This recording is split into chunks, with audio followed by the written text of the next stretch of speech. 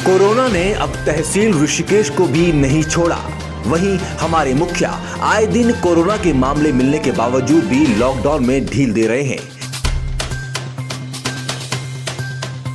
केंद्र सरकार ने इन्हें ऐसी क्या जिम्मेदारी दी कि ये अब बेतुके फैसले ले रहे हैं, जिसका विरोध तीर्थ नगरी के व्यापारी तक खुलकर करने लग गए हैं।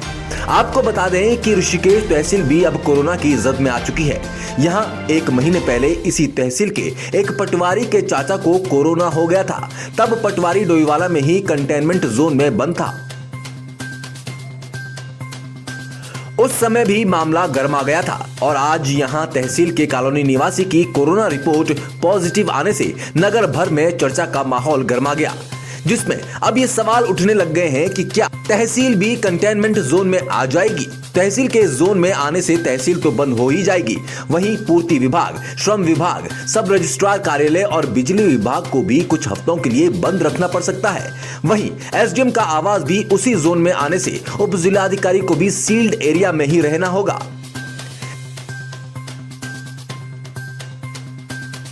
जिससे कई प्रशासनिक कामों में बाधा पड़ना स्वाभाविक है।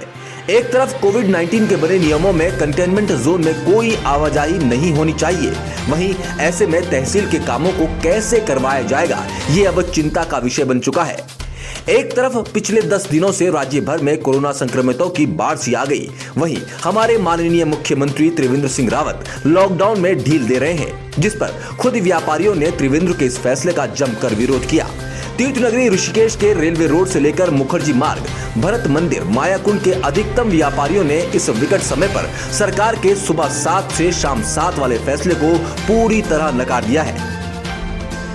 मैं राजीव कुमार, सुबह 7 बजे से साय 7 बजे तक जो किया गया है समय, उस समय में संक्रमण बढ़ने की ज़्यादा संभावना है। मयंक अरोड़ा है जी।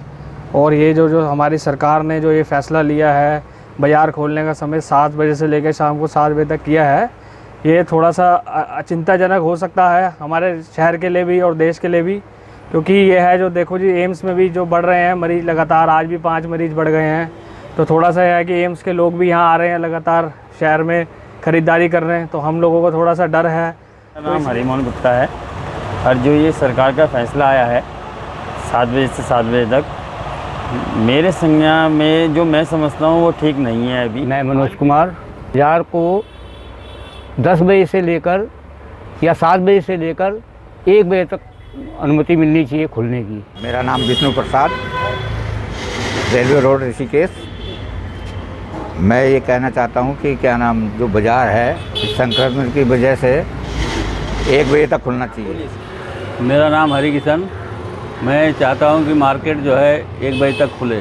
इसमें सभी व्यापारियों का एक स्वर में कहना था कि जब राज्य में गिने चुने संक्रमित थे तब तो पूर्णतया लॉकडाउन था और आज आंकड़ा 700 से पार हो चुका है, तो आप लॉकडाउन में ढील दे रहे हैं। इन व्यापारियों ने अपनी और अपने स्टाफ और परिवार की चिंता करते हुए सरकार से ये फैसला तुरंत वापस लेने की बात कही है। अब सवाल ये भी उठने लगे हैं कि माननीय मुख्यमंत्री जी, आपके दिमाग में ऐसे गैर तार्किक फैसले आते कहां से हैं?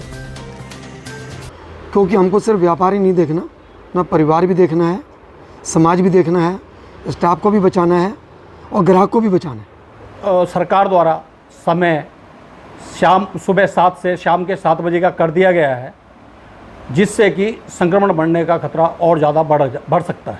इससे ताकि बाज़ार में ज़्यादा देर भीड़ ना रहे, वो निकले, जितनी भीड़ होएगी उतना संक्रमण बढ़ने की आशंका रहती है। और अब तो बहुत तेज़ी से एक दिन में 100 केस, 150 केस भी आए हैं, रिकॉर्ड शायद 200 केस भी आए हैं।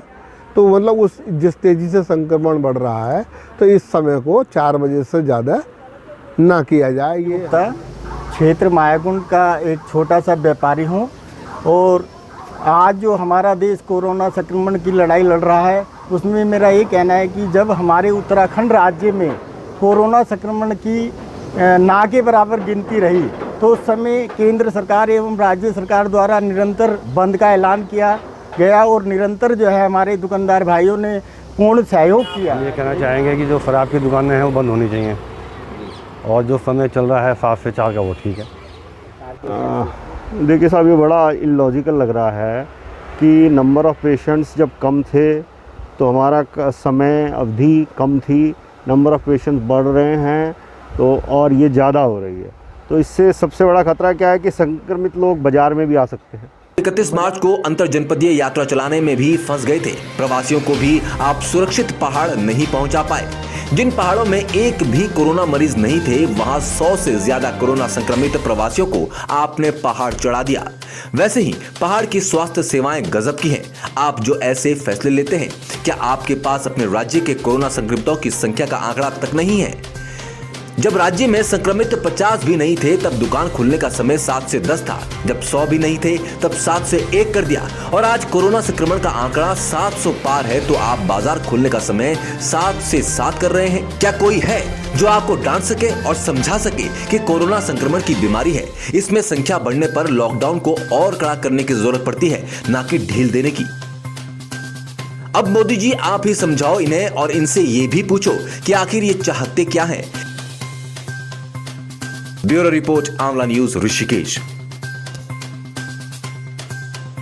अपने व्यवसाय को बढ़ावा देने हेतु प्रचार प्रसार के लिए आप हमें संपर्क कर सकते हैं 9997276070 पर। यदि आप हमारी खबरों को पसंद करते हैं तो खबर को लाइक, शेयर और चैनल को सब्सक्राइब जरूर करें। साथ ही बेल आइकन को क्लिक करें ताकि आपको मिले हमारी खबर सबसे